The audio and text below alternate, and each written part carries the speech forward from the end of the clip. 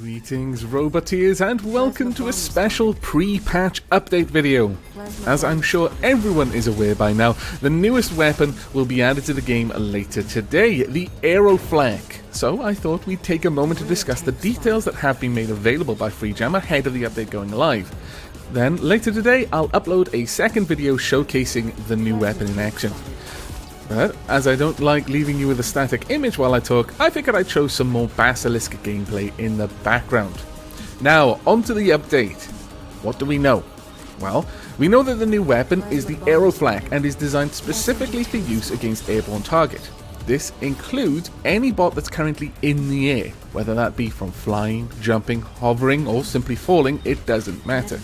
The Aeroflak's role lies somewhere between an SMG and a railgun in terms of anti-air.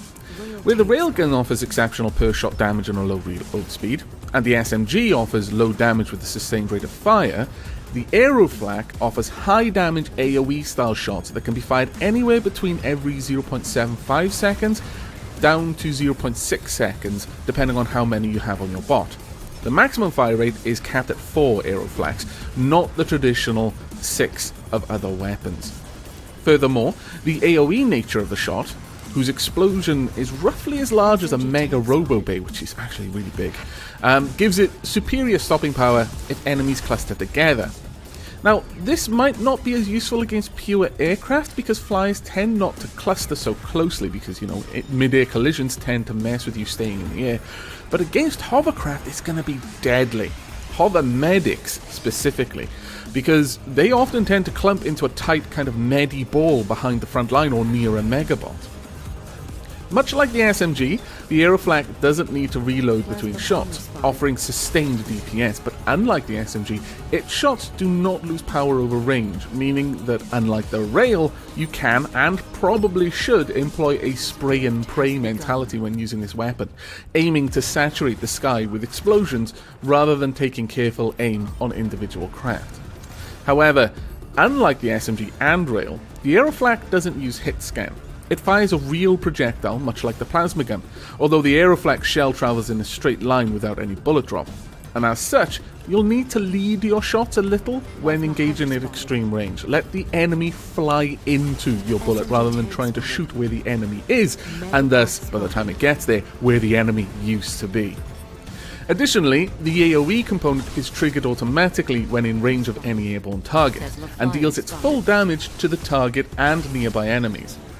In-character lore explains that the Aeroflak uses an experimental static loop array to achieve this effect, and as such, any unit touching the ground will not trigger the area explosion, meaning they need to be hit directly and will sustain less damage when that happens. For comparison's sake, damage versus a non-airborne target is around 16,000, but against airborne targets, again, anything not touching the ground, not specifically something that can fly or hover, will take 31,000 damage. This leaves me with a particular question. The update mentions that the AoE won't trigger on ground targets and will do relatively small damage on a direct hit. But when an AoE is triggered, the text explains full damage is done to every enemy in range. Does this mean that if you fire a shell into the middle of a cluster of ground bots, with one of them hovering or jumping at the moment the shell gets close, will this cause the explosion to trigger and thus do full damage to everyone there? If so, this will be a very interesting development and will necessitate that hovercraft keep a safe distance from any of the ground bots when coming under fire from an Aeroflak. We'll have to see how this one works later today. In terms of CPU and chassis, the Aeroflak is massive and very heavy as well. It equals the Mega Plasma in size and CPU, so that's around 300 CPU, but it's significantly heavier.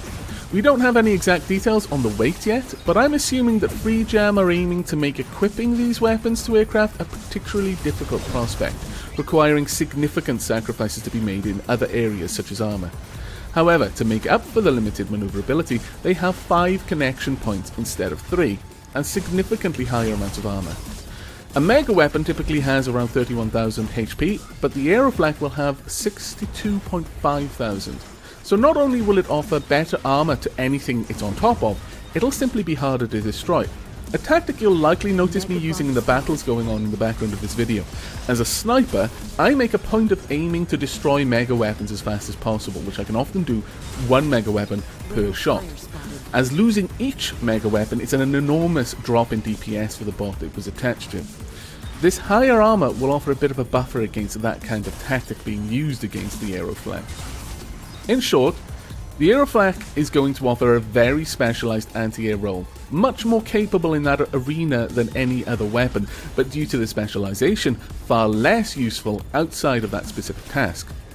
Of course, as I've highlighted, against hovers, the Aeroflak is going to be a terror, unless the hover pilot does the same thing and immediately grounds itself the moment it sees an Aeroflak begin to fire.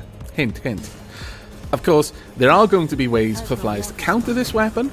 As mentioned, quickly landing while under fire is probably the best way, but many flyers, and especially interceptors, won't realistically have that option. But the weapon has a fairly slow-moving projectile, so it should be possible to dodge incoming fire to some degree, and we may find that the turret itself has a slow turn rate, though that's unconfirmed. Naturally, with the addition of each new weapon, for a few days you're going to see a flood of Aeroflak bots in almost every battle that you're going to go to, as people try out the new toy. I'm going to be one of them, I'll be perfectly honest. But take heart, flyers. While the skies may be about to turn fairly hostile, in a few days the novelty will likely wear off to a large degree. Of course, now that this weapon exists at all, it'll never be quite as safe as it used to be in the skies. So I expect to see a rebalance of power between flyers and ground units following this update. But I certainly don't believe that this weapon is going to make flyers invalid.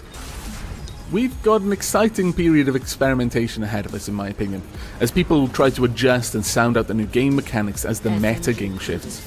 And I hope you're all looking forward to it as much as I am. But until next time, I'll see you in game, Roboteers, and as always, take care and fly safe.